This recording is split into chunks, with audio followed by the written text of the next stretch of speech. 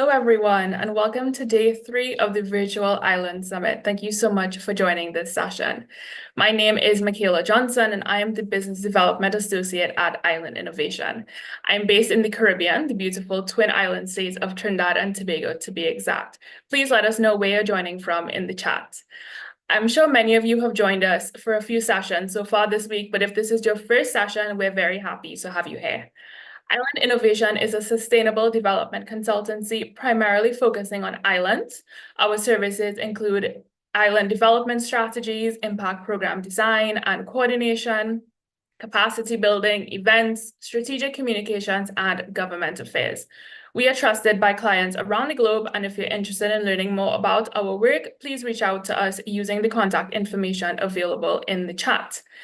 I'm very happy to be presenting this session titled Zero Emission Trucks and Buses in Island Context, Benefits, Supply, and Economics. Before we begin, you should see a poll appear now on your screen. Please let us know your gender, where you're joining from, and the sector and industry that you belong to. From the chat, I see we have people joining us from New Zealand, Mauritius, Bermuda, Dominican Republic, the Netherlands. Welcome, everyone. It's great to see such a diverse group of people here today. Join us for an insightful webinar hosted by CalSTART on zero-emission trucks and buses in island context. Diesel has long been inextricably linked to the movement of people and goods, which has resulted in severe environmental and health impacts for local communities dependent on diesel imports and price uncertainties for fleet operators. This no longer needs to be the case, and island nations around the world are demonstrating how zero-emission trucks and buses can provide the transportation services we need while reducing operational costs and avoiding the harmful effects of diesel. In this session, we will hear from some of the leaders in zero-emission truck and bus adoption in island context, sharing their hands-on experience to get these vehicles on the road. This session is organized as part of the Zero-Emission Vehicle Island Taskforce, formed by island nations committed through the Global MOU to reach 100% of sales of trucks and buses being zero emissions by 2040. I invite you to please make use of the chat function, introduce yourself, and let us know where you're joining from. And please make sure to use the Q&A function for any questions that you might have for our panelists. And of course, we will do our best to make sure that we can address as many of these as possible when we get to that Q&A part of today's session. Now we can take a look at the poll results. I see we have a diverse range of people joining us today, mainly from North America. Europe is well represented, as well as South America and the Caribbean and the Pacific region as well. Mainly persons joining us from the environmental services and ocean conservation sector, as well as the energy sector. It's great to see so many people here today. At this time, I will hand you over to our moderator for this session, Mr. Ricardo Coyne, Program Manager at CalSTART. Ricardo?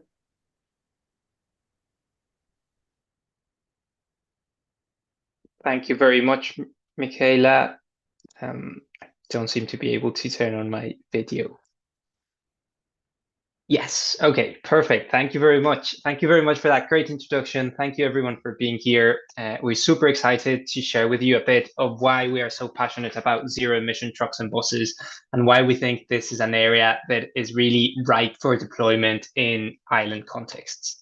So let me share with you my screen, and we will get started with this webinar. So as a quick introduction, my name is Ricardo Garcia Coyne. I am Program Manager with CalSTART, and CalSTART is a nonprofit organization. We've been working for 30 years on decarbonizing trucks and buses. And I lead our work in emerging markets and our zero-emission vehicle island task force, which we'll hear soon about. It's also my huge pleasure to introduce our panelists. Pamela Mercedes Abreu Toribio is mitigation analyst from the National Council for Climate Change, joining us from Dominican Republic. Josh Simons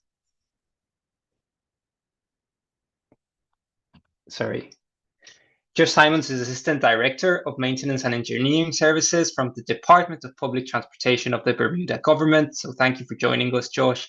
And Sebastián Galarza is Executive Director at the Centro de Movilidad Sostenible. So we'll be listening from every one of them. We'll then have some time for Q&A, which I'm hoping will be a very fruitful conversation. So I will start giving a bit of context on why we think zero-emission trucks and buses are so important. Trucks and buses represent a very small fraction of the total vehicles that we have on the road, only 4% of the total vehicles when you look at it globally, but they are responsible for over a third of the on-road fuel consumption and emit over 70% of nitrogen oxide emissions, which have very harmful consequences for human health. So by tackling a very small segment of the market, we can achieve a huge impact. For island nations in particular, there are many challenges related to diesel vehicles. And obviously, these are not for island nations only, but we see them there very presently. One, continuing operating diesel vehicles means increasing dependency on oil imports, which we know prices are fluctuating. It's uncertain in terms of pricing and cost for fleets. The air pollution and the health impacts of these diesel vehicles are extremely challenging and represent additional costs for governments that need to cover this in healthcare. The loss of economic growth opportunities, we see a sector transitioning from one technology to another, and this is not something that can stay in Europe and in the US. It really needs to be a global transition that generates economic benefits for everyone everywhere. And finally, the loss of job creation potential. We see that as the technicians and the drivers start to shift towards this, as manufacturing starts to shift, as supply chains start to shift towards zero-emission vehicles, not moving with the market may represent lost job creation opportunities. So while diesel will continue to impact our communities, there is a clear solution, which I've already forecasted, zero-emission medium and heavy-duty vehicles. So when I say medium and heavy-duty vehicles, I'm really talking about trucks and buses, those heaviest vehicles that are operating on your roads. For some, this technology may seem something that's still a bit new. At CalSTART, we track the deployment of this technology very rigorously. We know that to date, there are over 840 different zero-emission truck and bus models commercially available worldwide. We know in the Caribbean, for example, 18 manufacturers have either distributors or importing capacity. So these vehicles are available and they can be provided.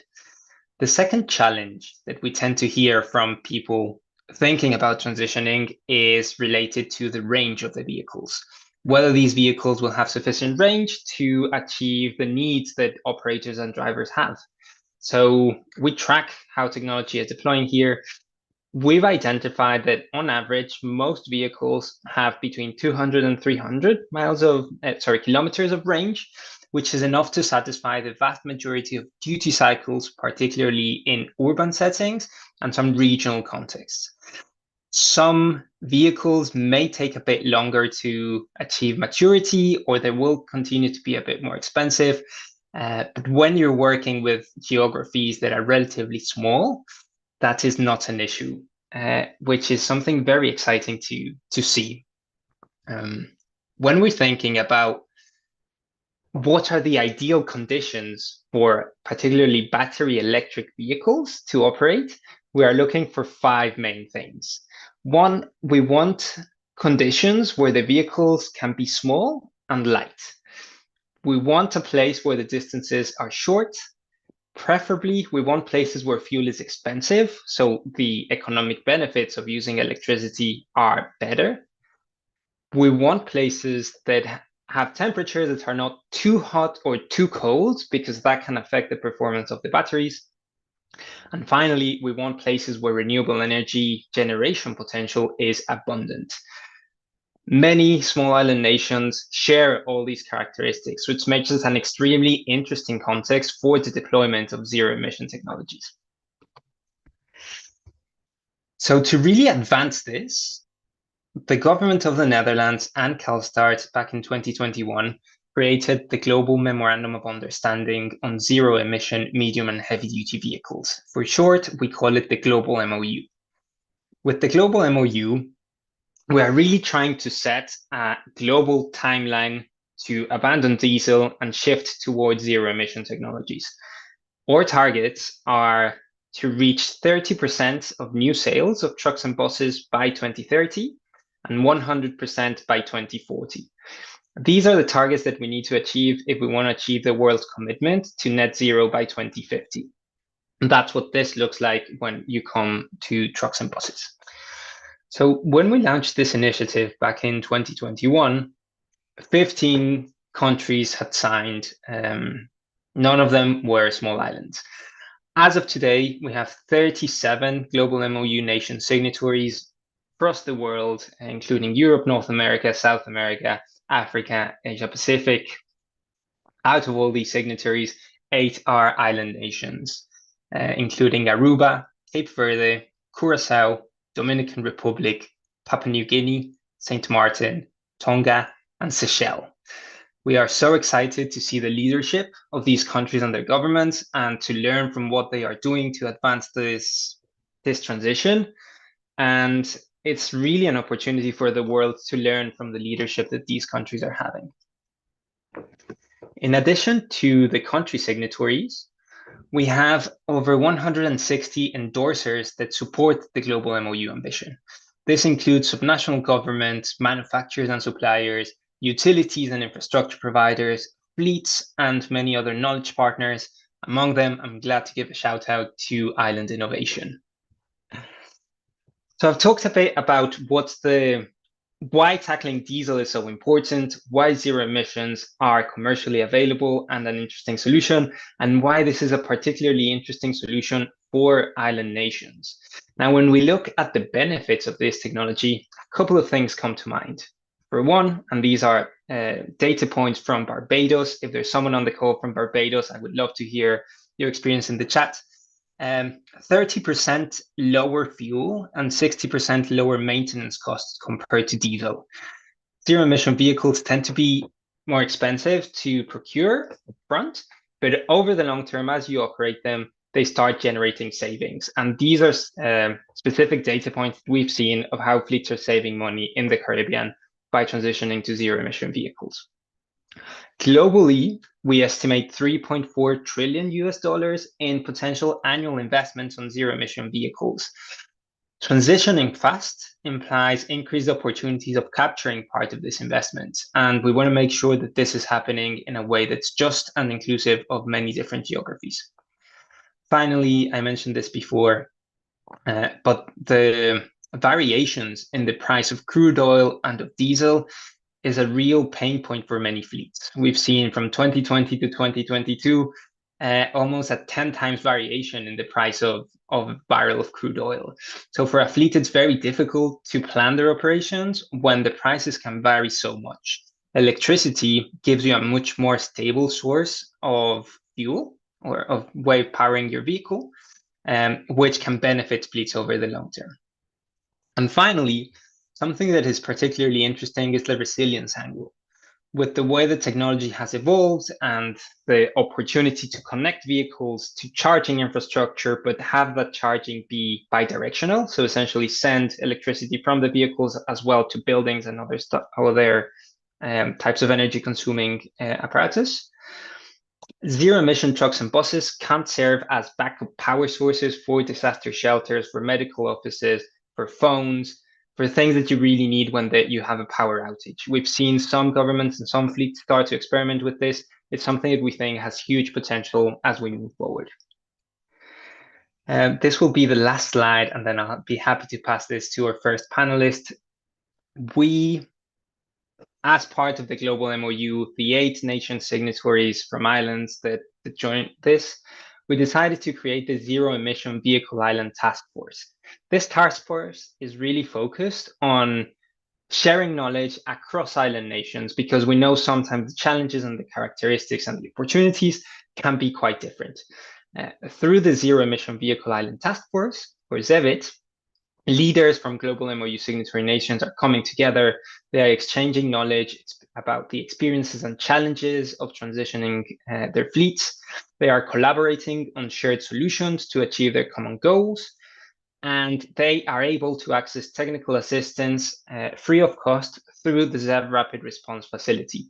This is something that is available to all emerging markets that have signed the Global MOU, and it's something that we are very happy to be able to offer to island nations as well. So if you would like to learn more about the Global MOU, about the Zero Emission Vehicle Island Task Force, and about the way we are working with countries and companies to advance zero-emission truck and bus adoption, please reach out. It will be a pleasure to speak. So that is it for the context. Now I'm delighted to pass the word to Pamela Abreu, who will give us a bit of insight on what has been Dominican Republic's experience with this. So Pamela, thank you very much. Over to you. Hello everyone, I'm Abreu, and today I will be discussing the Dominican Republic strategies for electrification and decarbonization in the transport sector very quickly, some of the steps we have taken so far, and opportunities for collaboration within the region. So I received some questions because I was wondering how to kind of direct my presentation, and I think with these questions, it's a good guidance. So the first one was why the Dominican Republic is prioritizing electrification. So for us, it's really important due to different key reasons. So one of them is reducing greenhouse gas emissions. The electrification is a crucial step in reducing the country's carbon footprint, particularly for transportation, which is more than 34% of the emissions in the Dominican Republic. At the same time, we enhance energy security by transitioning to electric vehicles. The Dominican Republic aims to decrease its dependence on imported fossil fuels, which is something that we're facing right now. At the same time, we're combating climate change. As an island nation, the Dominican Republic is highly vulnerable to rising sea levels and extreme weather events. So electrification might help to mitigate some of these impacts. Other benefits are also social, because this is going to be a transition not only from the environmental section, but as well for the social aspect, because still transportation has a lot of opportunity, specifically on public sector. So there are some of the strategic sectors that the Dominican Republic have already found as the main relevant or to start this transition. First, in urban public transport. Second, the public fleets, and in the third phase, private fleets. We have some private fleets for tourism, for minibuses. They are also being considered in a national electric mobility strategy that the Dominican Republic already have. And there are different phases for each part of these fleets to be transition or change. So far, we have already started with the buses, and at the same time, recently, just a few days ago, we started doing kind of a pilot with some waste truck management for our sector here in the country. So as well, Dominican Republic has already an NDC action plan.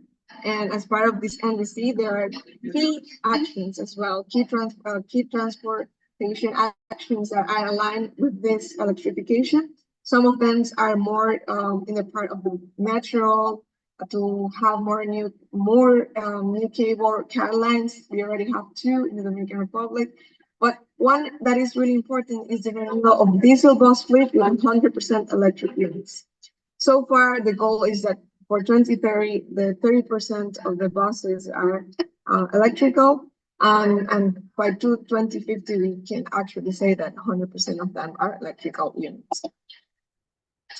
So what has been the DRC strategy to advance the decarbonization on transportation in terms of public policy and implementation?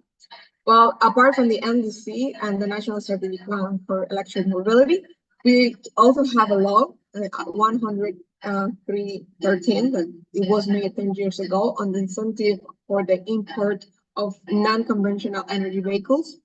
And among other details, this law allows the import of electric vehicles by paying only 50% of the tariff, 50% of the tax on the transfer of industrialized goods and services, as we call ITBs, nationally, and 50% of the first plate, which is very good incentive, and it's something that is had help us gain more people that it's motivated to purchase this type of vehicles.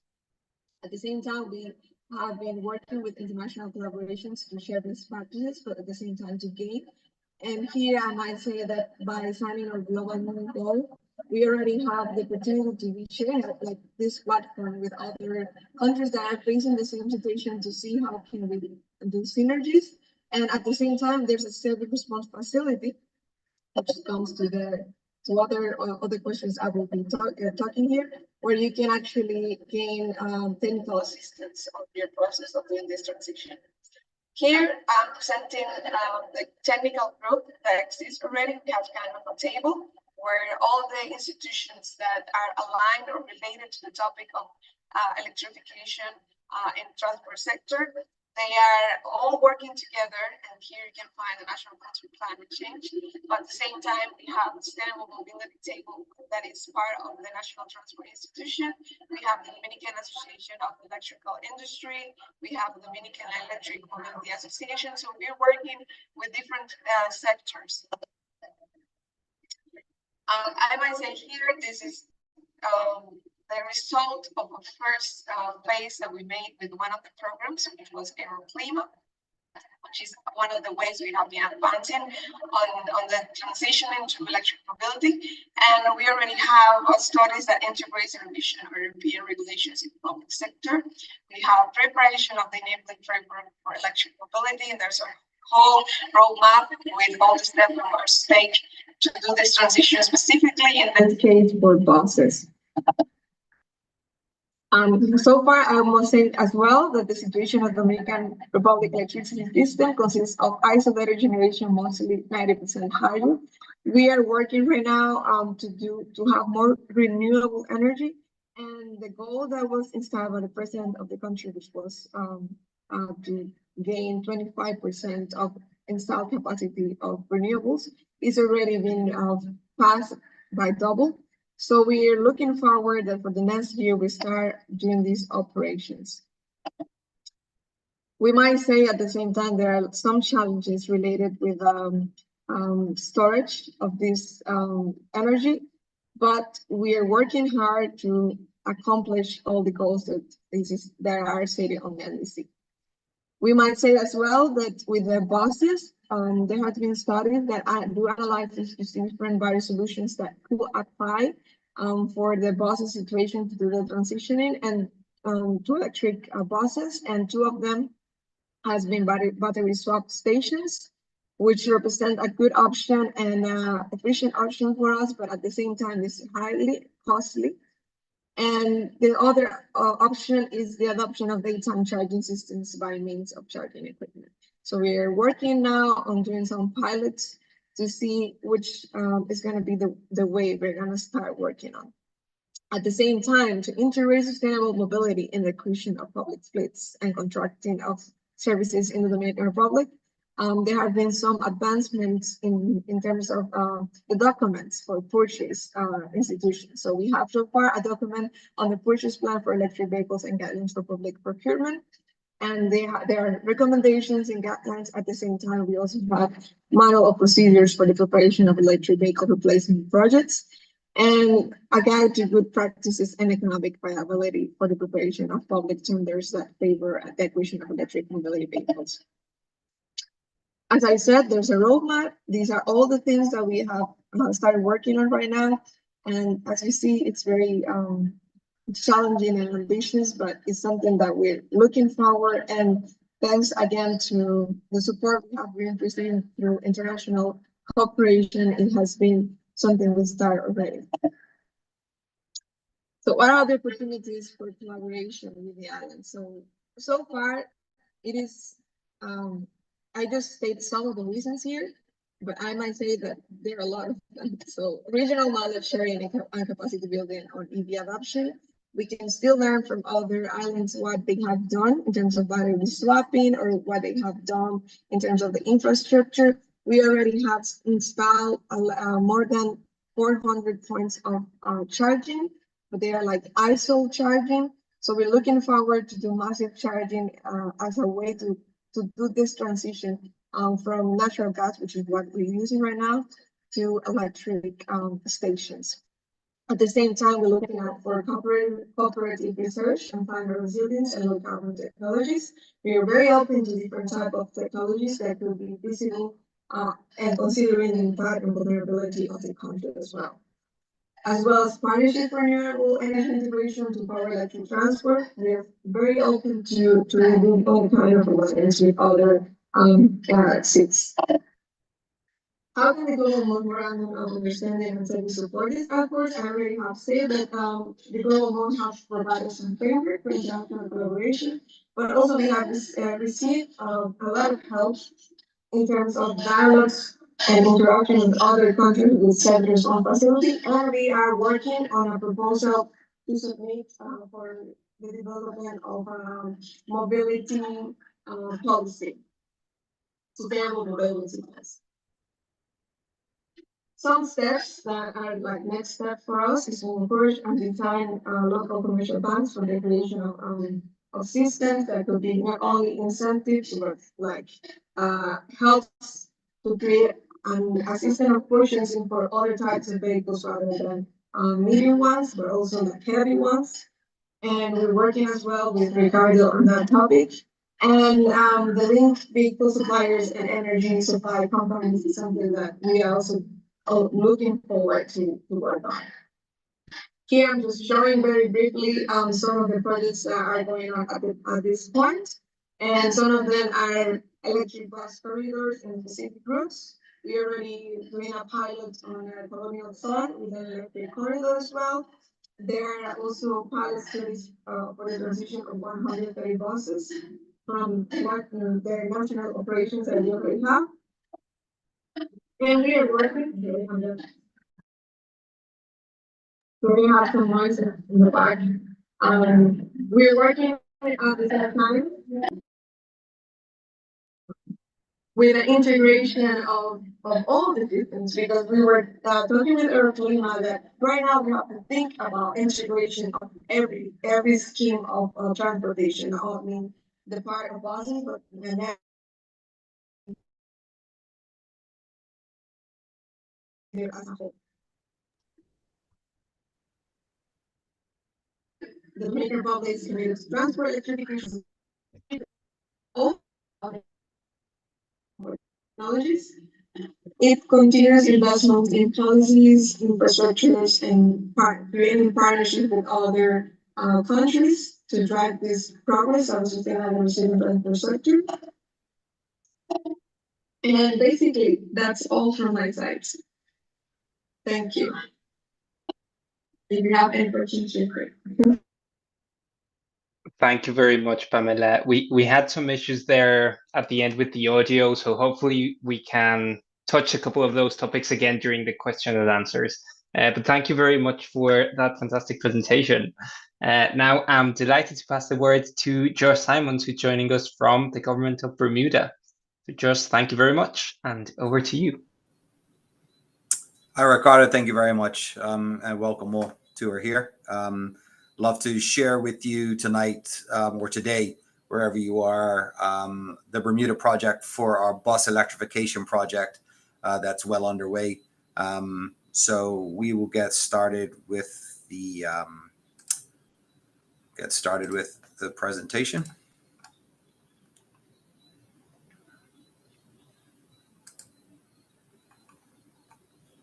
Okay. So essentially what we'll be discussing tonight will be essentially the electrification of the Bermuda public transport fleet.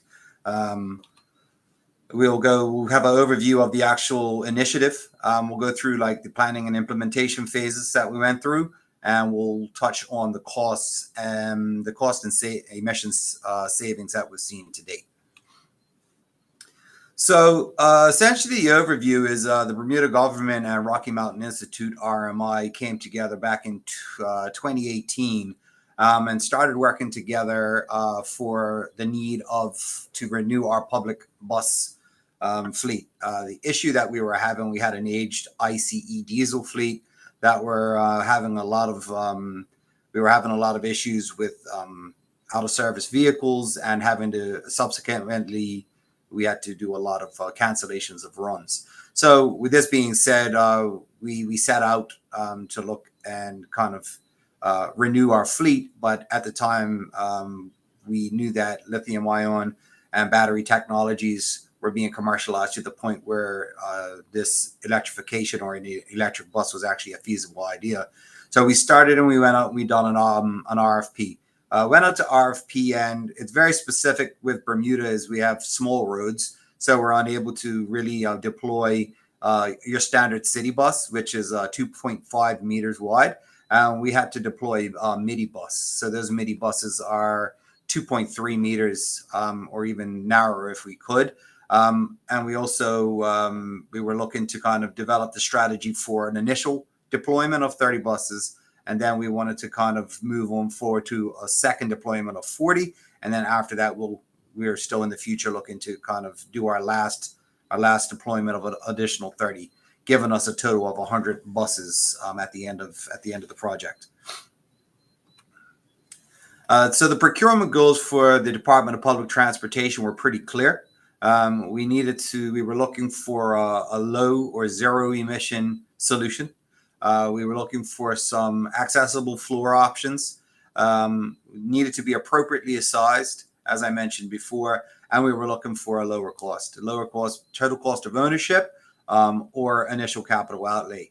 And this seemed like a pretty tall order to meet. And based on our requirements, we went out. We only had a few players in the market at the time that were able to provide a bus of that size and those specs, but they were also able to produce us buses in the time that we were looking for, because we were also on a bit of a time crunch here to try to get the service back up and running. So we went DPT and RMI along with the selection panel, evaluated everything. We done our RFP. We came back with the score and ended up settling with Xiamen Golden Dragon out of China as our partner in this project. Xiamen were able to kind of produce essentially everything that we required. The only thing that we kind of weren't able to kind of check the box on was full accessibility. And there are other challenges when it comes to full accessibility. So at the end of the day, we would even struggle with the accessibility with our diesel fleet. So, you know, being that as it was, this is kind of the decision that was made, and this was the partnership that we went into. So then we went on with the planning and the implementation of this project.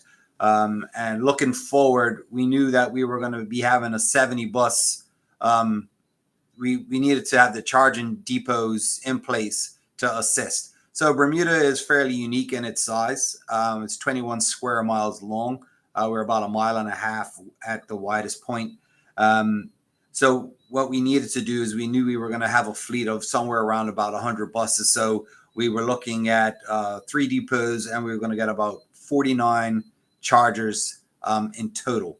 We have 30 chargers. So what you'll see here on this diagram is, or this picture is, the dockyard site that we have, which is on the western end of the island. We have number 2 is the St. George's site, which is on the easternmost end of the island. And then number 3 is our largest, and it's a central depot located in the middle of the island. The central depot, we deployed 30 chargers at that site. In dockyard, we have 10 chargers, and we have 9 chargers in dockyard. These are all DC fast chargers, 50 kilowatt. They're also dual chargers, so we're able to kind of manage essentially almost 1 bus per charge. At right now, with our 70 bus fleet, it's essentially 1 charger or one plug per bus. We quickly realized that charging infrastructure was just as, if not as important as getting the bus itself. We really looked at the charger specifications that were required based on our kind of electricity supply coming from the utility, and also the challenges that we would have. Could we supply that demand at those sites? We looked at the voltages and the standards that we needed. We also have, obviously, as many of us know, live in an island kind of nations. We suffer with salt spray.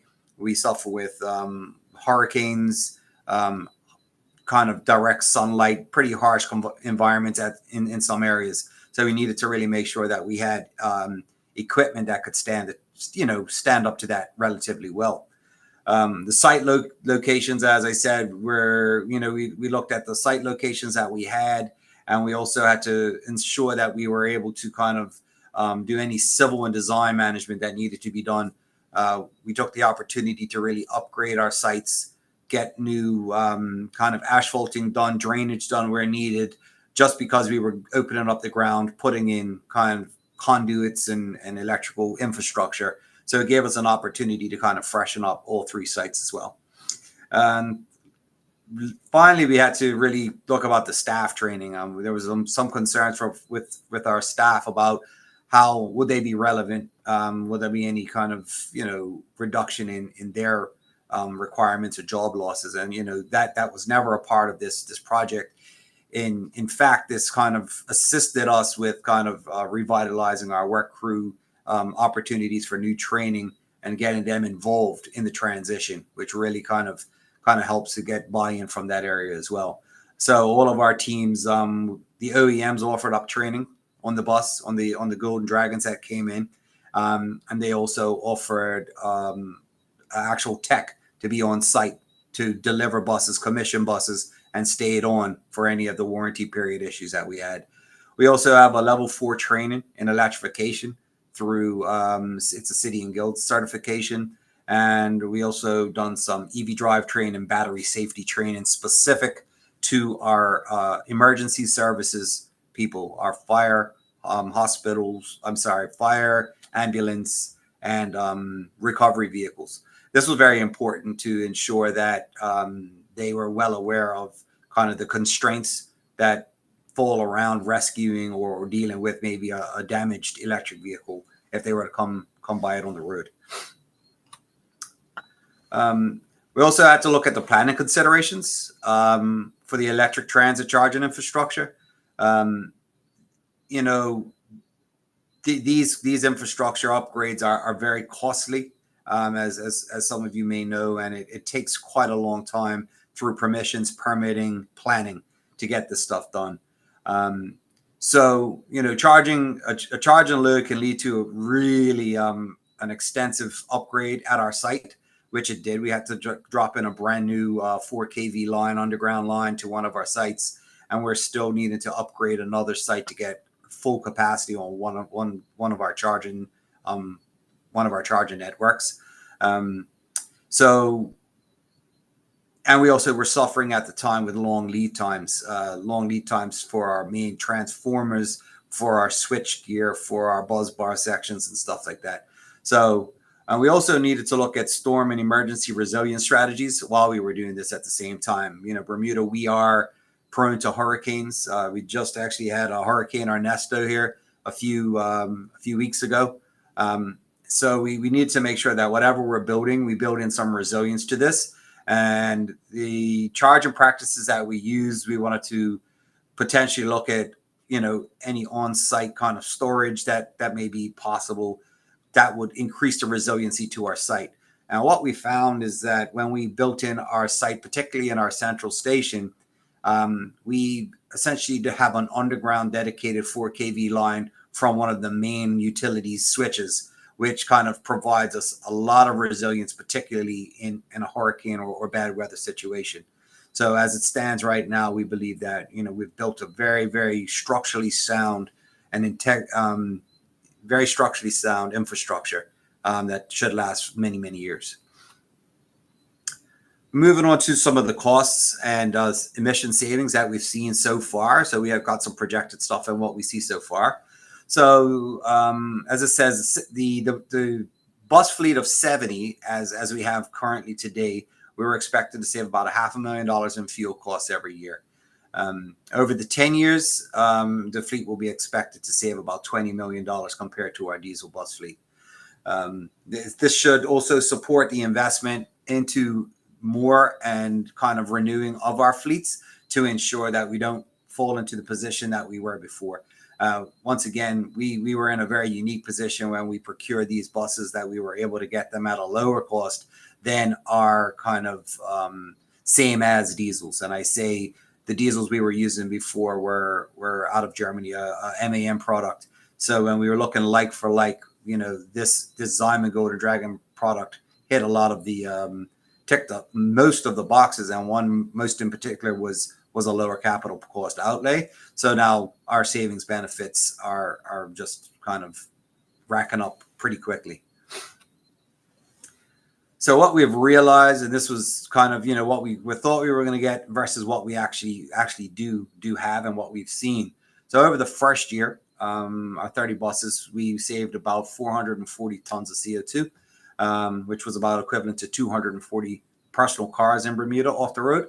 And then the 70 bus fleet will save us expecting about 1,000 tons of CO2 every year. And as it stands now, we're still doing some continued analysis with RMI, and we are on track, and we're seeing the same levels of performance that we expect. Another interesting piece is our charging costs. They also vary slightly depending on how we kind of interact with the utility. So currently, we charge on an energy rate-based tariff, which is a commercial tariff. We are expecting to move to a demand-based tariff, but we really didn't push that because we really wanted to get some operational experience with the fleets that we have. We also wanted to kind of really make sure that all of our EVSE or all of our charging infrastructure was installed. We were getting the right data information back from it, and we were able to remote and control this. Reason being is that, as some of you may know, that you have a really you got a peak demand, and if we mismanage the charging of that bus fleet, even for a quick moment, we could really see a lot of our savings depleted because of a high peak. So in reality is that we still have some work to do before we really go to optimize and go to a demand-based tariff. The energy, as it says, the energy-based tariffs here are favorable as it stands right now, but peak demands will be something that we're looking at and trying to move maybe to a demand tariff in the future. What are we continuing to do at DPT? Well, we continue to work with RMI, and we're working on kind of the second phase of we're analyzing the fleet's performance. We're taking a look deeper into kind of how the buses are charging, how they're performing, and what are the actual, making sure that the savings and stuff that we're getting from them are real, kind of giving ourselves a sense check on this one. RMI and us presented at EVS 36. So if you were ever interested in taking a look at any of that stuff, there's a link in this presentation. Our DPT plan aims for 100% electrification within the next 5 years. We are aiming to do our final procurement in 2025, 2026, and then hopefully we will beat our target. We're also looking to improve our charging management practices to reduce any peaks and to explore our optimum tariffs through the utility. So these are things that kind of, we want to set the fleet in. We've set the fleet in motion now. We've set a trajectory. We know the buses that we like. We know that they work well. We have the charging infrastructure to support them. And so now it's just time to finish off and eliminate all diesel from our fleet and go to 100% electric. All right. Well, thank you very much for your time. I don't believe I have anything more, so I'll hand it back over to Ricardo, and happy to answer questions at the end of the presentation. Josh, thank you very much. That was a fascinating presentation. I had heard most of the content before, and still I'm super surprised and energized by hearing about the great work. So thank you very much. We have a short break for people to take a breather. It's been a lot of information. We'll be back in 4 minutes with our final speaker, who will be Sebastián Galarza. and then we will have a good amount of time for the Q&A. So please continue dropping the questions. I think we'll manage to get to most of them. So we'll be right back. Thank you very much.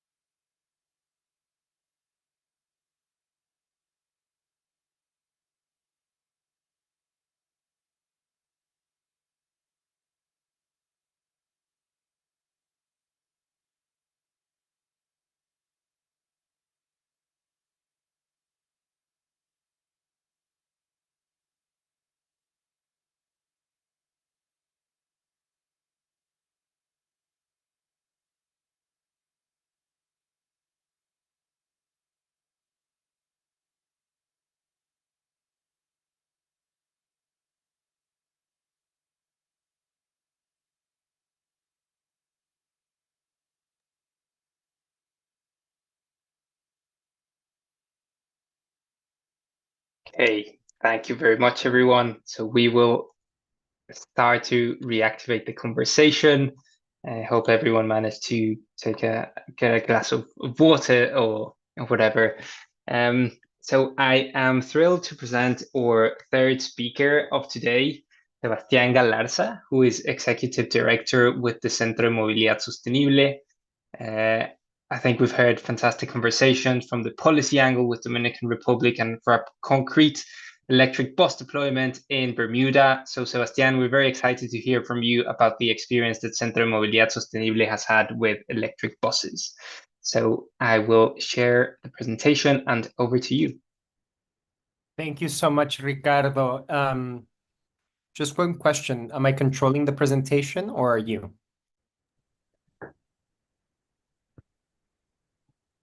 So I believe I'm controlling it. If you have the option, feel free to do it, but if not, just let me know and I will pass the slides. Great. We can go a little bit quickly, but again, thank you very much for inviting me to this event. This is a great opportunity to talk about some of the efforts that we're carrying out in the Caribbean, but also some of our experience regarding, in particular, electric bus deployments, but also other heavy-duty vehicles. So we can move on quickly. Just to let you know what Centro de Movilidad Sostenible is, we're a nonprofit organization based in Santiago de Chile. whose mission is to decarbonize or to support the decarbonization of the transport sector in Latin America and the Caribbean. We work on these three main issues: transport decarbonization, where we support fleet transitioning towards electric drive and other low carbon technologies; battery sustainability issues that also include critical minerals and the role that they play in the transition towards these technologies; and finally, digitalization and its linked to emission reductions in the transportation sector. And we do this by supporting research, policy, and outreach activities along the scope of these three main areas. Ricardo, you can go again. Thank you. Our activities centered around the potential for fleet decarbonization cover a range of issues. One, we support the development of public policy to promote sustainable mobility, and this goes along the spectrum in terms of all the different types of policies, from supply-side regulations to incentive schemes to different types of technology options to reduce the emissions from the sector. We do roadmap design for electrification of transportation fleets and machinery. We've been doing this across Latin America, but also in Chile, working not only with public transportation, but also, for example, with corporate fleets or even machinery in the case of mining activities and forestry activities here in Chile. We do technology evaluations to verify what are the best options in terms of technology choices that you have when looking to decarbonize your fleets. We develop emission inventories for the transportation sector to understand where those emissions are coming from and how to tackle them. We develop energy consumption baselines to understand how efficient the transport modes that are being used are in terms of their energy consumption. And that also allows us to understand what are the implications in terms of designing systems that are more efficient with, for example, battery electric vehicles. And we do also the economic analysis to support business model design and policy evaluations to determine the economic feasibility of carrying out these activities. And finally, we support this through training and capacity building operations for all the stakeholders that are involved in this process, which are various, as you've already heard from my previous colleagues. We can go next. One of the projects in which we've partnered with UNEP is the Global Electric Mobility Program, where we host the Latin American Caribbean Regional Support and Investment Platform. So that's a lot of words. I'm just going to summarize very quickly. The Global Electric Mobility Program is a GEF-sponsored. The Global Environmental Facility has developed this program where over 50 countries participate.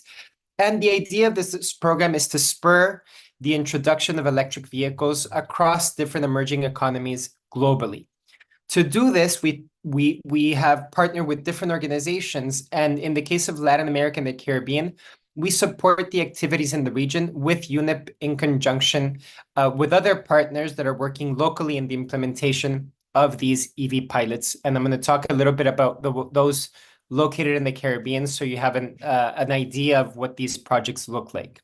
Next. And as I mentioned previously, these 50 country projects are supported by 4 different regional platforms. We're looking, we've partnered with UNEP for the Latin American and the Caribbean platform, but other partners are looking at different regions, including the Asian Development Bank in Asia and the Pacific, and the European Bank for Reconstruction and Development for activities carried out in Central and Eastern Europe, as well as West Asia and the Middle East. And finally, UNEP, which holds the regional platform for Africa. Across the board through this platform, we also have 4 thematic groups that include charging infrastructure, passenger vehicles, electric buses and electric trucks, and finally 2- and 3-wheelers. And these global thematic working groups are available to those countries and pilot programs that are participating in the scheme, but those who might be interested in participating in these working groups can also contact me to see the possibility of joining, to be able to access the information that is being generated across these working groups. Next. And in terms of what we are doing in Latin America and the Caribbean, we have 8 different countries that are executing pilot projects related to the deployment of electric vehicles. These include Costa Rica, Jamaica, Grenada, Saint Lucia, Antigua Barbuda, Ecuador, Peru, and Chile. So we have a scope of different countries, very different countries in terms of their market outlook and also the different problematics that they're looking at, but also in terms of the deployment of the vehicles that they're looking at. For example, we have countries that are looking at deployments of electric bus pilots, others that are looking for electric taxis, others looking to deploy electric vehicles in their government fleets, others looking to develop different schemes to support electrification of public transportation. So there's a range of different activities that are being carried out in these countries. And what we do in terms of the platform is we support these activities through a range of different working groups that are particular to the Latin American Caribbean platform. And that includes looking and supporting the development of policies and regulations that are needed to deploy and scale these pilot projects, to provide the technical support and training to countries and cities that are implementing these projects and may have not done so in the past.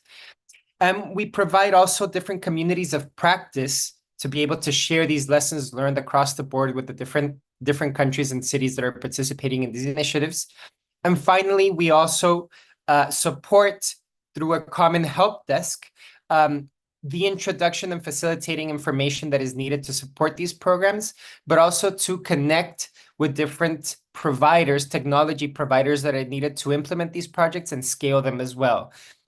And there we have one specific component, which includes financing and access to market, which is something that we're also supporting these projects, and which is, for example, one of the main issues that we're having with the pilots in the Caribbean in terms of being able to drive those technologies into these countries. Aside from that, there's a number of different partner projects that are being carried out in Latin America and the Caribbean that are supported primarily by UNEP through different facilities, including through the Green Climate Fund, and other sister projects such as Solutions Plus, which is a European-funded project, and projects funded by the Climate Works Foundation in Paraguay, for example, supporting the deployment of charging infrastructure for passenger vehicles. Next. So I'm just going to mention very briefly the projects that are being carried out in the Caribbean, so you have an idea of what is happening and where we're working. We have a project in Antigua and Barbuda that is focused on looking at different types of technology options for for buses, passenger vehicles, and also charging infrastructure. And this is being executed by the Departments of Environment and the Ministry of Health and Environment of the country, supported by UNEP. So these projects all have the same structure, including 1, how to institutionalize low carbon electric mobility. 2, looking at the demonstration projects and the pilot projects that are needed to reduce the barriers for scaling these solutions. 3, supporting the scaling and replication of these activities, either in the same mode or in different modes or in different places in terms of cities, for example, that may be looked at in each country that are beginning to develop pilots. And finally, looking at what is needed to support the long-term sustainability of these pilot projects once they scale or once the funding from the Global Environmental Facility ends. So this is the essence of the projects. In Antigua and Barbuda, we're looking at electric buses and passenger vehicles. In Grenada, for example, we're looking at minivans for touring companies. And if we go to the next slide, we have St. Lucia in Jamaica as well, where St. Lucia is looking to incorporate electric vehicles into their government fleets. And finally, Jamaica looking to develop pilot projects with minibuses, passenger vehicles, and electric motorcycles. So it gives you a little bit of a feel in terms of the projects that are being developed right now in the Caribbean, and that are also working in conjunction with these other projects being carried out in the countries that I mentioned, including Chile and Costa Rica, for example, that have a lot of headway in terms of the introduction of electric buses, which allows them also to share the different lessons and learnings from these processes. And now I'd like to share a little bit of those lessons regarding deployments of electric buses, where we have extensive experience supporting different cities in Latin America and the Caribbean in the implementation of these projects. Next. And I think we can go one more.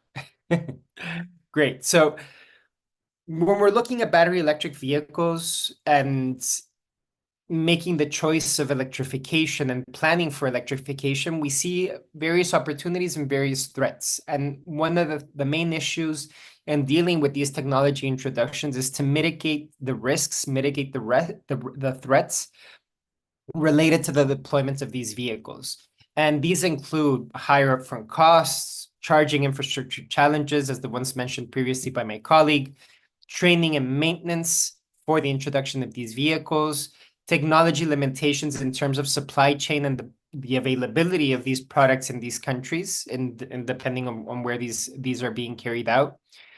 Resale value, for example, of the vehicles once their lifetime ends. Demand uncertainty in terms of public transportation. Post-COVID, this was a huge challenge.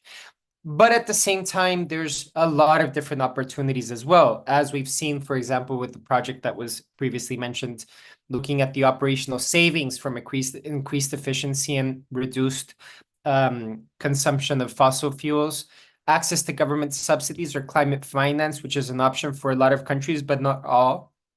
Opportunities for innovation and improved image, which is something that we've seen also different countries deploy and use as a lever to introduce these vehicles, but then scale them as well. We also have the opportunities related with the technology and improved efficiency, which also includes reduced maintenance costs for these vehicles and the environmental benefits associated with them.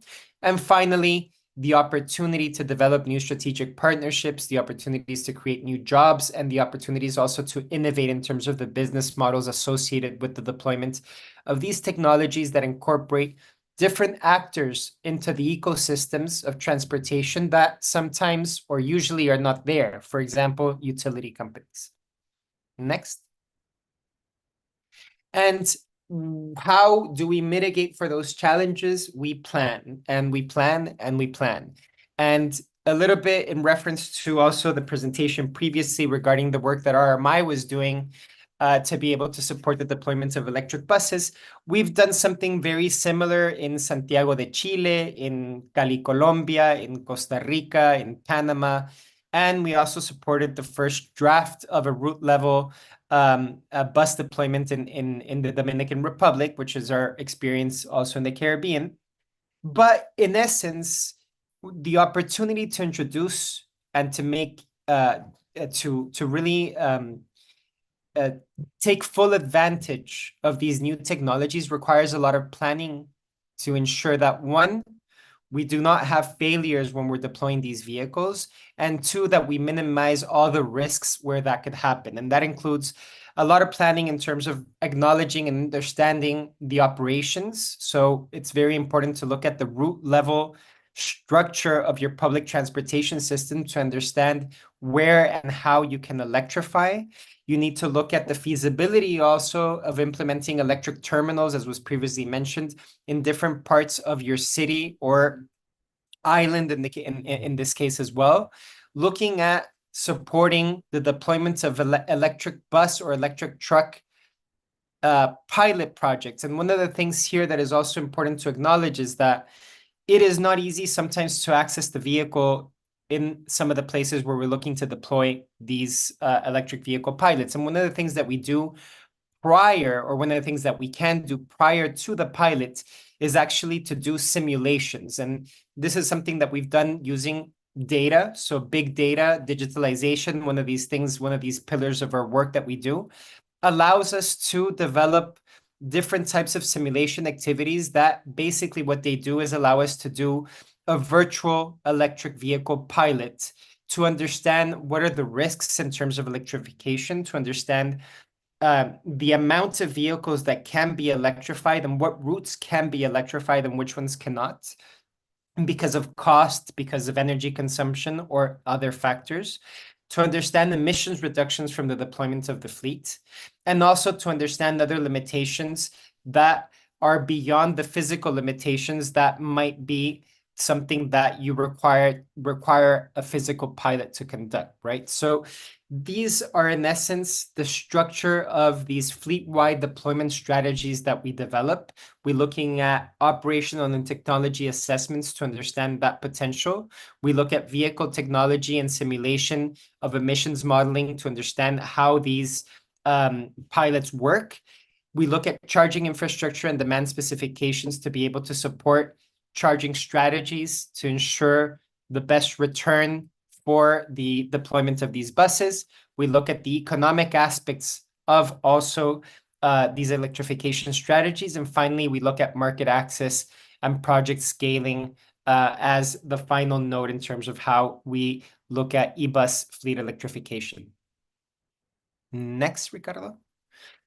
And finally, some of the lessons that we're learning and some of the things that we've already been seeing in the region, particularly in a city like Santiago de Chile, that next year will have over 3,500 buses, electric buses on its streets. Half the fleet will be electric, is, the need to combine a lot of these actors and innovate. And, you need to have policy innovation in terms of what government can do to induce these innovations and these different actors to pursue electrification strategies, which include not only reducing the risks for the technology, but also the financial risks, for example, in terms of public transportation. We need to look at the enabling environment to have strong planning around these systems to ensure that they're properly executed. We need to time for infrastructure, which is something that a lot of the time we have various trouble doing. And it's difficult to assess the timing also and the lags in terms of having the charging infrastructure ready once you have the buses and vice versa. We need to improve performance overall when we're introducing these vehicles as well.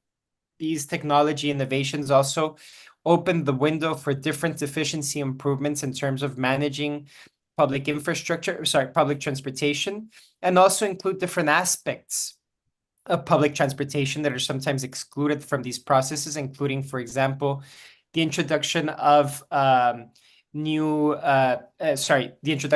women into the labor force in terms of drivers, for example, something that was pursued here in Chile in the tenders and other stakeholders.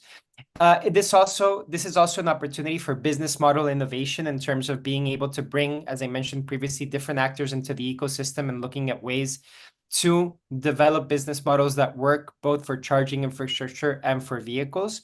And finally, it's an opportunity to really delve down in data that is helpful to reduce asymmetries of information, not only for those adopting these measures, but also for those regulating the industry from the outside, ensuring that these projects are able to scale in the near future.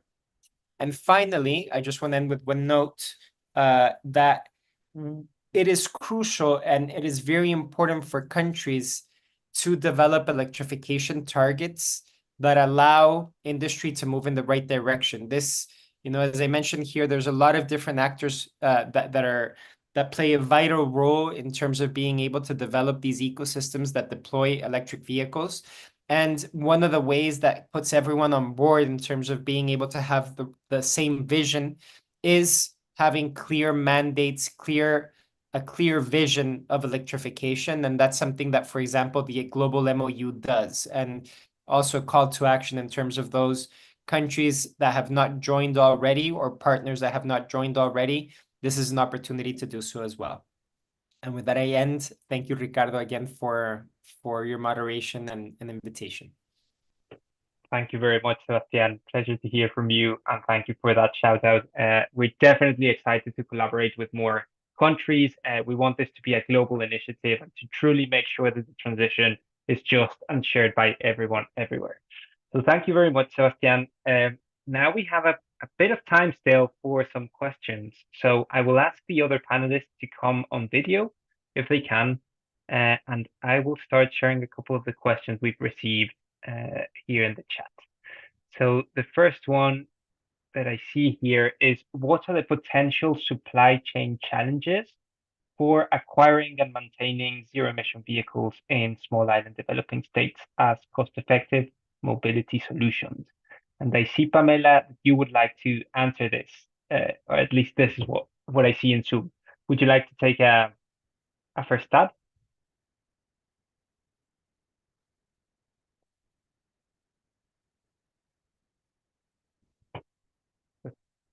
We can't see you or hear you yet.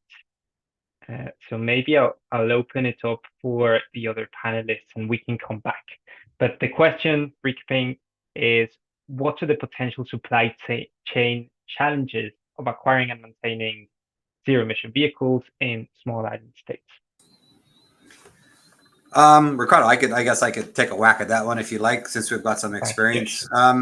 Yeah, typically what we've found is that there aren't many things that are that unique when dealing with ICE bus fleet versus the EV bus fleet. To be quite honest with you, the one challenge that I think that everyone does face will be at the time of traction battery repair. If you have bad cells or something like that, and you need to you can't fly batteries around the world quite readily. They need to be shipped, and that can be quite can be timely, if anything. So, holding or inventorying or warehousing spare traction batteries isn't really something that we want to do because we're not sure how long that battery is going to be sitting in wait. And we want to make sure that whatever we've got, it's almost like a just-in-time use. Other than that, we've not really experienced anything any different, even when it comes down to EVSE, the electric vehicle service equipment, and any of the repairable pieces on that. I mean, I think both of these industries are fairly well developed, particularly on the charging infrastructure side of this. It's incredibly advanced, I believe, outpacing the actual vehicle development and deployment. So things are moving at a very rapid pace and things are very accessible, we found. As I would say, that would be my only thought on kind of any kind of struggle might be in the battery sector, but we're solving those problems daily. We also have big initiatives on kind of at the end of life of these buses. What do we do when it's time to kind of, take this battery out of service when this is no longer, how do we dispose of that battery properly? How do we recycle it? And these are kind of next steps within the Bermuda sector that we're looking to kind of solve now. Thank you very much, Josh. That's fascinating. I'll put a pin on the question about what to do with a vehicle at the end of its life, because that's something that's definitely interesting and worth exploring more if we have time at the end. I'll try again. Pamela, if you can hear us and your audio and video are working, would you like to answer that question as well?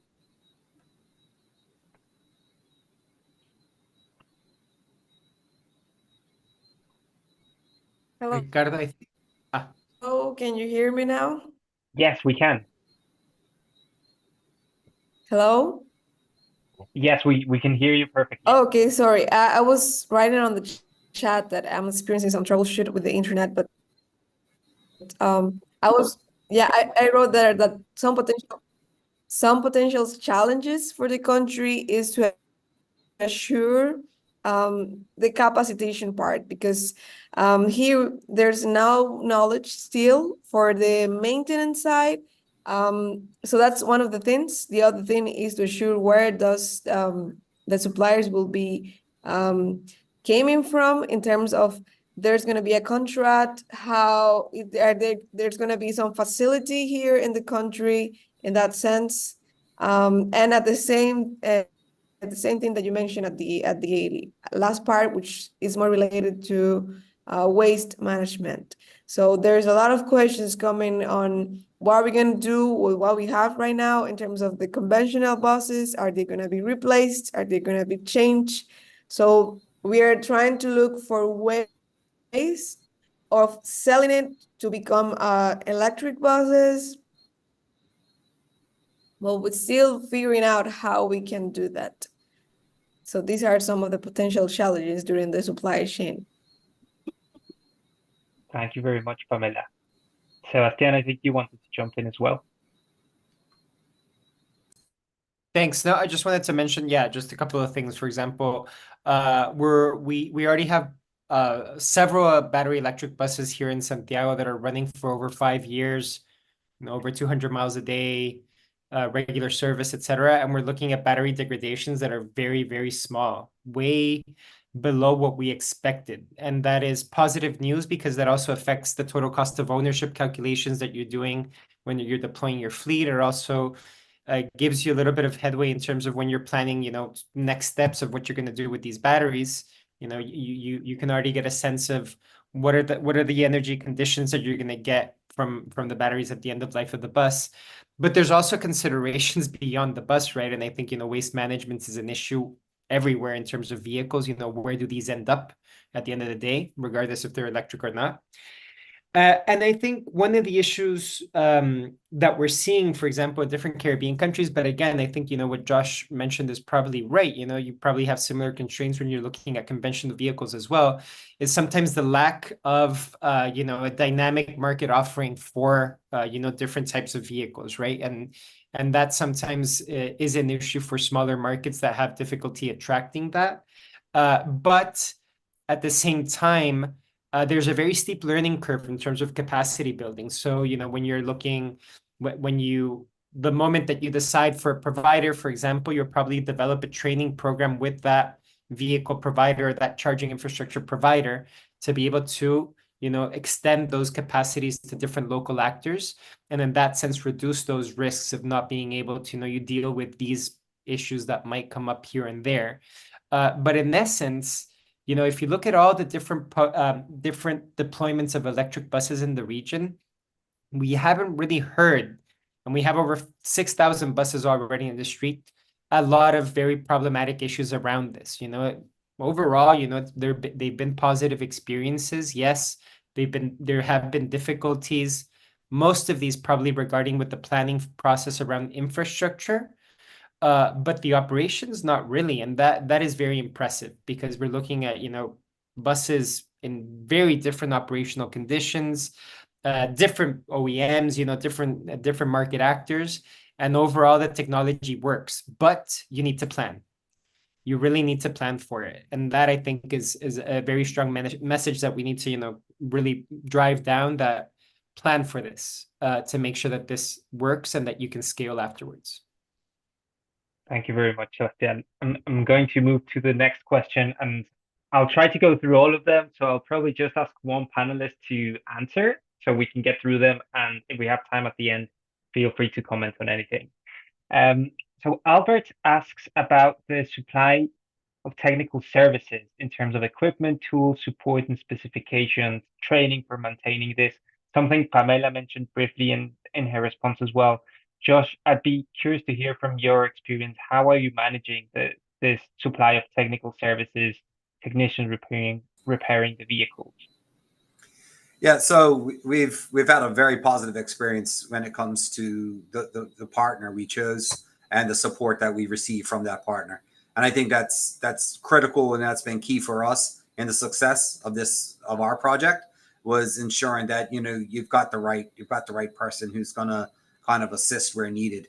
I mean, when you're talking about technical services, equipment, and tooling, I mean, we already running a diesel fleet, which was far more complex, to be quite honest with you, than the electric fleet. So the electric fleet is a very, very simplistic, very clean. Some of the problems we're dealing with are maybe unique when it comes to traction battery, but for the rest of it, the remainder of it is business as usual for our guys. Dealing with body work, dealing with drivetrain, dealing with brakes, stuff like that is normal. So these things we're not seeing a problem with. The training is very available. We found we can get our techs trained very quickly and very easily to a good level. There's going to be some hands-on experience needed to build that comfort and to build that kind of resiliency and in our teams. But we're teaching. We've got a tech here that's basically just on 45 years of service and got his level 2 EV technician certificates. So, and we're taking it from the youngest to the oldest, and everyone's interested. So I think that's the beauty of this, It kind of spurs people to kind of want to move forward and be a part of something new and be a part of something different and positive. So yeah, I would really say we haven't really experienced too many issues at all, to be quite honest with you. Oh, that's terrific to hear. Thank you, Josh. I'll go to Elizabeth's question on the average time to charge a bus. Sebastian, you've worked across many different electric bus deployments and plans. Could you give us a sense of normally how long it takes to charge a bus? So it depends on the battery capacity and other factors. So let maybe Josh talk a little bit about his experience, which I think could be interesting to, get a sense of that operation in particular, where there's a lot of similitudes or similarities, sorry, with other of the actors on the call. But it really depends, and depends also on the charging strategy. For example, in Chile, in Santiago de Chile, when we're planning our first buses, we thought that we might not be able to do the operation only charging them at night. It wouldn't be feasible, even though we were probably going to get between 4 and 5 hours of charging. We would require maybe an intermediate charge during the day. And that requires a different level of planning, for example, than something where you're only charging at night at the depot. And so my the easy answer would be, typically a 12-meter bus with a 300K battery pack charges in around 3 to 4 hours. But I think it's more important to look at the specifications of your operation, of the battery size of the vehicle that you're doing, and really understand what are those dynamics, right? Because you can end up thinking or realizing that because of the cost structure of electricity prices, for example, you want to change the way you're charging those vehicles, right? And making sure that you're taking advantage of those low-hanging fruits in terms of those low marginal cost opportunities, maybe with solar, and then using different strategies for other peak times. So overall, I think, again, this is an opportunity to learn more about how to take advantage of this technology that is very, very flexible, but understanding also that if you want to keep it simple, charge overnight and plan for that. And that's like the easiest way to go about it. Thank you very much, Sebastian. Josh, we have here a question specifically for you. How did Bermuda become so resilient in preparing for weather disasters? I think it's super interesting that you mentioned this in your presentation. Could you tell us a bit more about your experience? Sure. So Bermuda, how are you so resilient? Is because we sit there season after season, get berated by hurricanes, and we've just gotten good at recovery. The electrical infrastructure is built out, and anything that's weak within the system will get pulled out by a seasonal hurricane. Our utility company and the team that they have to kind of get the systems back up and running after a hurricane are incredible. It's simply just because we're so well practiced at it. We're not using anything that different. We're still using overhead infrastructure with our primary distribution system. Some of it's underground, but we still have a lot of it that's overhead that we maintain, because there's a balance between having an underground network versus an overhead network. But yeah, really at this point, the resiliency is when we built our charging infrastructure, that we put that in mind, and we really wanted to have an underground supply, which really helps us with elimination of any kind of overhead tree or foliage damage happening to overhead primaries that will hinder our kind of ability to charge. But really, at the end of the day, the island itself has been built and it goes through these types of storms regularly. So the way that we build, the way that our planning ensures kind of the regulation and the policy that's put in place for building code, the way we have to do things are all kind of, they have the hurricanes to consider, and they have those in the considerations.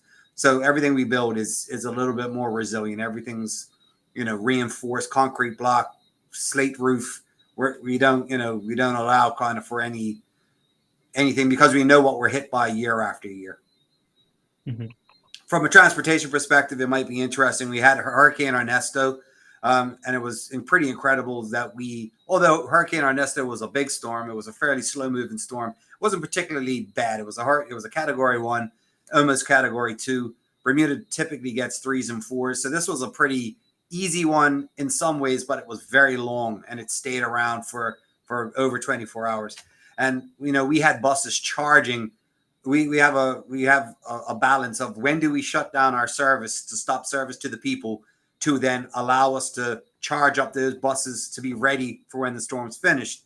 And we have been doing some experiments over the last few, and we charged throughout the storm this time, and it actually worked out quite well for us. We found that our charging infrastructure and the measures that were put in place and just our geographical locations were fine. So we managed through the storm quite well. So we were able to end bus service at the last possible minute, and we got that bus service back in and running as soon as the roads were safe and clear to open.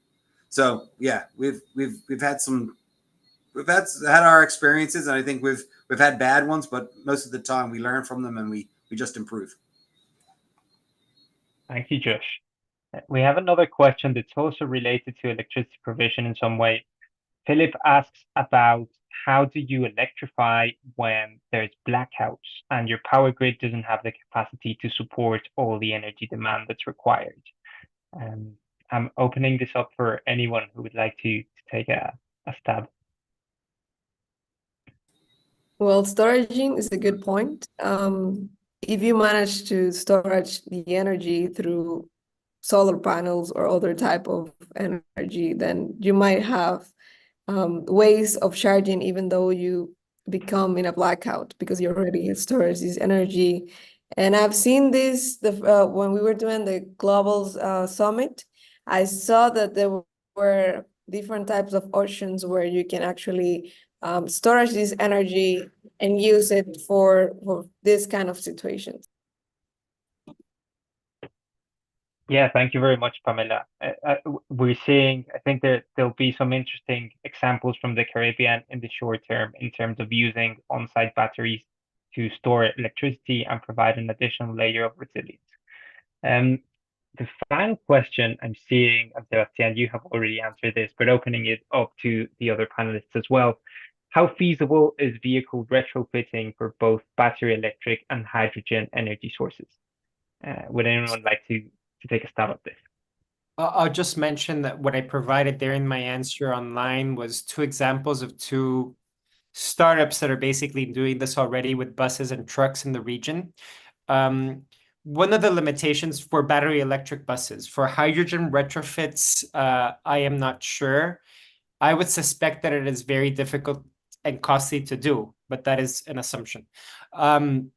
One of the main issues, for example, that we're having here in Chile with this, for example, startup that has been very successful in building and retrofitting these buses is a lack of regulation that allows these buses to provide public service. Basically, they cannot be used for public transportation, so they have to be private.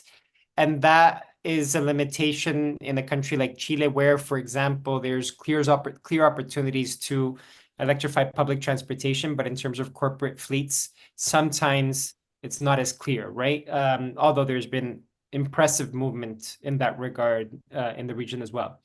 And those are some examples, and I think it's really interesting to look at what they're doing, and I'm not sure if there's any other experiences in the region with those sorts of projects. Thank you very much, Sebastian. Realizing we're almost at time, I also left another link there for Christopher to look at. Really exciting retrofitting project from Ghana, where they're electrifying 1,000 refuse trucks from diesel to electric. Happy to touch base later on that if someone would like to follow up on it. So I'd just like to wrap up this session. Thank you again, Pamela, Sebastian, Josh, for joining us in this terrific session. It's great to hear from you, great to learn from your experiences.